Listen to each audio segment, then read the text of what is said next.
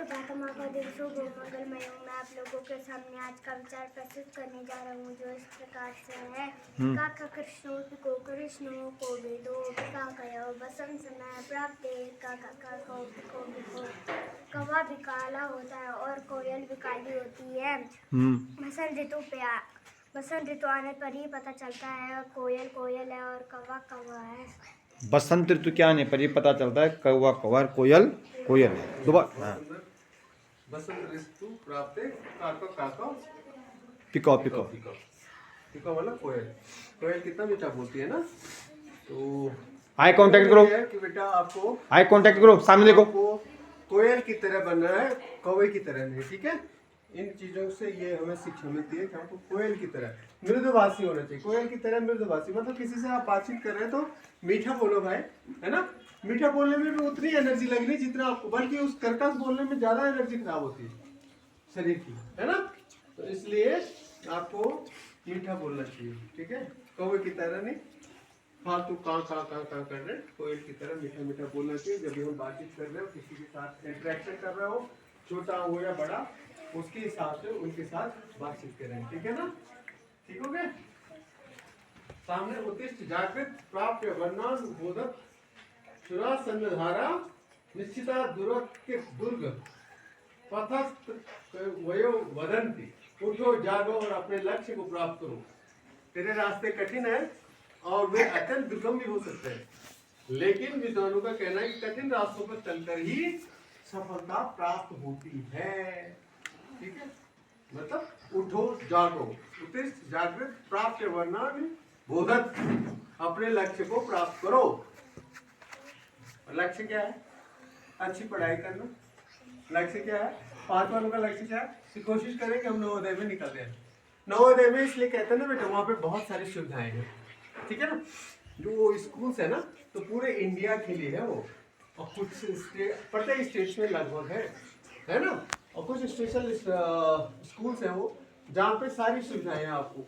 ठीक है, कंप्यूटर भी होगा, म्यूजिक भी होगा, स्पोर्ट्स भी होगा, है ना। और एक नेशनल लेवल की लैंग्वेज पढ़ने का भी आपको मौका मिलेगा।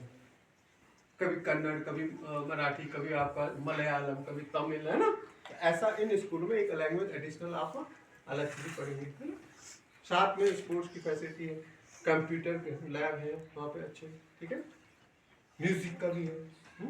और अपना जो दिनचर्या है ना, आपका जो टाइम टेबल है वो परफेक्ट है वहाँ पे।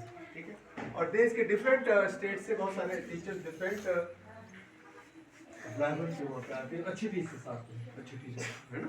और जब आप अच्छे टीचर्स के सानिध्य में होंगे तो आपकी पढ़ाई बहुत अच्छी होगी, है ना? नहीं होगी? तो इसलिए हम ये कहते हैं कि 5वीं के बाद आप अगर नवोदय में सिलेक्ट होगे तो बहुत अच्छी बात है ना। तो कोशिश आपको करनी चाहिए। उठो जागो और अपने लक्ष्य को प्राप्त करने के लिए परिश्रम करो, खूब मेहनत करो। और रास्ते कठिन हो सकते हैं, लेकिन अगर आपका लक्ष्य दृढ़ है कि हमने करना ही करना है, खूब मेहनत कर रहे हो आप, तो आपको सफलता निश्चित मिल जाएगी। ठीक है, जो चीज़ आपको यहाँ पे बताई जाती है, आपको थोड़ा सा एडिशनल क्लासेस दी जा रही है ना। इसका मतलब ये हुआ कि हम पेन ले रहे हैं, हमारी तरफ से कुछ पेन हो रहा है कि भाई आपको एक्स्ट्रा दिया जा रहा है। अब उसको आपको घर जा करके दोबारा से रिवीजन करना है। कुछ नहीं, आपने 1-2 घंटा उस पर लगाना है ना। दोबारा से रिवीजन करना है तो निश्चित तौर पे आपको सफलता मिल जाएगी, है ना। एक पेपर, एक एक्सरसाइज उसकी भी करनी है, रीजनिंग की करनी है, हिंदी का पढ़ना है। हिंदी में कुछ भी नहीं दिक्कत होती है। क्या है इसमें, नवोदय जवाहर नवोदय वाले में तो सिंपल आता है कि उसमें क्या होता है कि आपको एक पैराग्राफ है, उसी में को ध्यान से पढ़ना और उसी में से आंसर लिखना नहीं। तो ये आप करो। तो ये श्लोक का वही मतलब है कि आपने उठो जागो और अपने लक्ष्य को प्राप्त करो। रास्ते कठिन हो सकते हैं और वे अत्यंत दुर्गम भी हो सकते हैं, ये कह रहे हैं उसमें। ठीक है, दुरंत दुर्गम, ठीक। लेकिन विद्वानों का कहना है कि कठिन रास्तों पर चलकर ही सफलता प्राप्त होती है। हो गया। और आज का जीके है, विंसन वन्य जीव अभ्यारण्य अल्मोड़ा में स्थित है। और इसका कल कौन सा था बेटा, अस्कोट वाला था। अस्कोट कहाँ था स्थित, याद है किसी को? अस्कोट कहाँ का है? वन्य जीव अभ्यारण्य कहाँ का है बता? पिथौरागढ़ का है। पिथौरागढ़ में। अस्कोट कहाँ है? पिथौरागढ़ में। बहुत सुंदर, आपको याद रहा, इसके लिए आप बधाई की पात्र हैं। और ये आज आया है विंसर। विंसर वाला कहाँ बेटा? अल्मोड़ा में। और उससे पहले लिखाया था गोविंद वन्य जीव विहारण हाँ। अभयारण्य, वो उत्तरकाशी में है। हाँ, और उससे पहले लिखाया था केदारनाथ, केदारनाथ। तो यही आपका है ना, है ना, चमोली और रुद्रप्रयाग। और चमोली को मिलकर ये वाला क्षेत्र जो है ना उधर, तो ये वन्य जीव अभयारण्य है। और क्षेत्रफल इसका 47 वर्ग किलोमीटर, और इसकी स्थापना हुई थी 1988। तो ये चीजें आपको याद में रखनी है, ठीक है। हाँ, इधर आ जाओ डेली ब्लैक बोर्ड अपडेट्स के लिए। 1663 1663 1663, ठीक है। डे कौन सा आज है? ट्यूसडे। और डेट 10/12/2024, ठीक है। 10/12/2024 बोलिए। 10 दिसंबर 2024, ठीक है। आज का विचार है, ऐसी कोई मंजिल नहीं जहाँ तक पहुँचने का कोई रास्ता न हो, ठीक है। तो रास्ते बन जाते हैं बेटा, मंजिल प्राप्त करने के लिए मेहनत करनी पड़ती, रास्ते बन जाते हैं। मतलब ऐसी कोई मंजिल नहीं जहाँ पे पहुँचने के लिए कोई रास्ता ना हो, रास्ता निकल ही जाता है, कहने का मतलब ये है, ठीक है। अगर आप सही लगन से, मेहनत से पढ़ाई कर रहे हो ना, आपके लिए नवोदय क्या, कल को आप IAS भी क्वालिफाई कर सकते हैं, ठीक है, उसको भी प्राप्त कर सकते हैं, ठीक है ना। IAS होती है सबसे कठिन, IIM के लिए कठिन परीक्षाएं होती है, IIT के लिए कठिन परीक्षाएं होती है। ये 2-3 परीक्षाएं हमारे देश में, ठीक है ना। IIM के लिए मैनेजमेंट वाले जो बनते हैं, ठीक है, Indian institute of management, IIM के लिए जो कैट मैट परीक्षाएं होती है, ठीक है। और जो ये IIT के लिए होती है, जितने भी IITs में एडमिशन होता है इंजीनियर्स के लिए, मैनेजमेंट के लिए, और ये एडमिनिस्ट्रेशन के लिए IAS, ठीक है। तो ये क्या होते हैं, हमारे 2-3 परीक्षाएं जो है हमारे देश में क्या है, काफ़ी टफ है।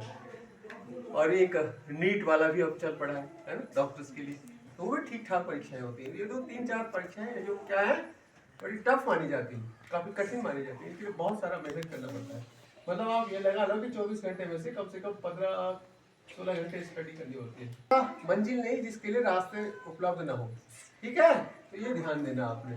तो जहाँ तक पहुँचने का कोई रास्ता ना हो, रास्ता बन जाता है, अपने आप बन जाता है, मेहनत करने की बात है। और आज का जीके है, सीरिया की जो राजधानी है दमिश्क है, ठीक है। सीरिया की राजधानी क्या है? दमिश्क, ठीक है, याद रखना। सीरिया की राजधानी क्या है? दमिश्क, ठीक हो गया।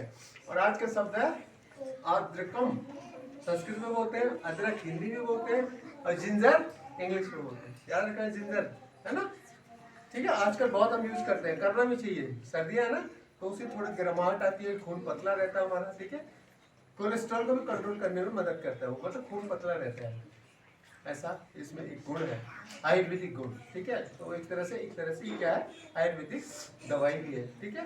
जब गला खराब हो जाता है ना हमारा, आजकल सर्दी से काम हमारा गला बैठ जाता है, नहीं होता कभी, आपने क्या करना, अदरक का रस निकालना है, मतलब उसमें कूट के अदरक का रस निकाल दो, और थोड़ा सा उसमें शहद मिला दो, उसको अच्छी तरह से फेंटो। दिन में 3-4 बार पियोगे तो 2-3 दिन में आपको गला एकदम साफ हो जाता है, ठीक है। अदरक का रस और उसमें थोड़ा शहद, ठीक है, 1 चम्मच शहद या 2 चम्मच शहद, जितना आपने बनाना है, और उसमें अदरक का रस, उसको अच्छी तरह से मिक्सअप कर दो, ठीक है। और गला अगर खराब है ना आपका, तो आधा चम्मच टीस्पून, आधा चम्मच आप दिन में 3-4 बार यूज करो, सुबह, दिन और शाम को 3 बार यूज करो। 2-3 दिन में आपका बिल्कुल गला साफ हो जाएगा। आयुर्वेदिक दवाई भी है, ठीक है, समझ रहे हो। अदरक को क्या कहते हैं, जिंजर, आर्द्रकम संस्कृत में, और जिंजर इंग्लिश में, और अदरक को आपको गढ़वाली में आदू, हाँ, गढ़वाली में जाना ना, तो आदू बोलना है गढ़वाली, ठीक है। सी चक्रवर्ती राजगोपालाचार्य जी की, और ये स्वतंत्रता संग्राम सेनानी थे, समाज सुधारक थे। 10 दिसंबर 1872 को इनका जन्म हुआ था, ठीक है, आज ही के दिन, ठीक है। तो इनकी जयंती है, और इनको भी सत नमन, कोटिशा नमन, ठीक है। इतने महान व्यक्तित्व हमारे देश में पैदा हुए, जिन्होंने स्वतंत्रता के लिए अपने बाजी लगा दी, प्राणों की बहुत कुर्बानियाँ की उन लोगों, बहुत, ठीक है। आज हम सोच भी नहीं सकते कि इस तरह की, आज क्या है, हम बिल्कुल आज़ाद हैं, हर काम करने के लिए हम फ्री हैं, नहीं कोई भी अवेलेबिलिटी, मतलब कुछ भी हम अवेलेबल कर सकते हैं अपने देश में, कुछ भी प्राप्त कर सकते हैं, कोई अप्राप्य नहीं है हमारे पास। वो समाज सुधारक के लिए उनका जन्मदिन आज के दिन, और कब हुआ था जन्म, 1872 ईस्वी में, ठीक हो गया, याद रखना है। चक्रवर्ती, सी का मतलब चक्रवर्ती से है, ठीक है। सी राजगोपालाचारी, ठीक है।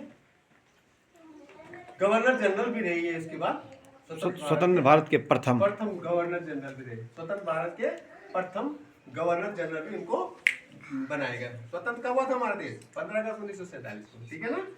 तो जब लॉर्ड माउंटबेटन चले गए, मतलब शासन खत्म हो गया उनका, तब इनको बनाया गया था प्रथम गवर्नर जनरल।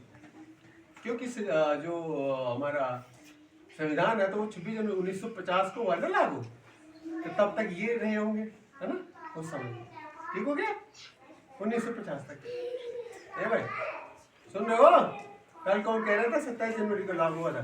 26 जनवरी को है, 27 को नहीं हुआ था भाई, 26 जनवरी बनाते कब हम? गणतंत्र दिवस 26 जनवरी को बनाते हैं ना, है? तो आपको ये चीजें कंफ्यूज नहीं करनी चाहिए बेटा। जो डेट फिक्स है तो उनको फिक्स कर दो ना दिमाग में, 15 अगस्त, 2 अक्टूबर, 26 जनवरी, 14 नवंबर, 5 सितंबर, ये कुछ चीजें फिक्स है ना भाई, ये थोड़ी चेंज होने वाली, चेंज होने वाली है नहीं होने वाली, तो फिक्स कर दो। तो ये चेंज क्यों करते हैं? दिमाग में ऐसे क्या चलता है तुम्हारा कि तुम चेंज कर लेते हो उसको? जब कोई एग्जाम आता है तो आप घबरा जाते हो, कुछ भी उठपटांग लिख देते हो। तो ये घबराहट नहीं होनी चाहिए। घबराहट उन लोगों को होते हैं जो पढ़ते नहीं घर। सोमवार से शनिवार को जो पढ़ाया उसको रिवाइज करने के लिए होता है संडे। आप विद्यार्थियों के लिए ये थोड़ी कि तुम क्रिकेट का मैच लगाओ जी, पूरे दिन भर वहाँ बुजलिंग बने रहो अपने उस क्रिकेट में, या वो जो भी आपका चलते हैं प्रोग्राम यहाँ पे, या टीवी मोबाइल पे बैठे रहो, गप्पे लगाते रहो, इधर उधर घूमते रहो, फालतू टाइम वेस्ट करते रहो। बेटा अगर ऐसा करोगे ना तो ये 15-20 प्रेरणा कौन है? कुमारी अंजलि, यूनिफॉर्म वेल ड्रेस्ड, और सूरज है अंशु, ठीक है। And that is from black board. और उसके बाद हम बात करते हैं अटेंडेंस की, ठीक हो गया।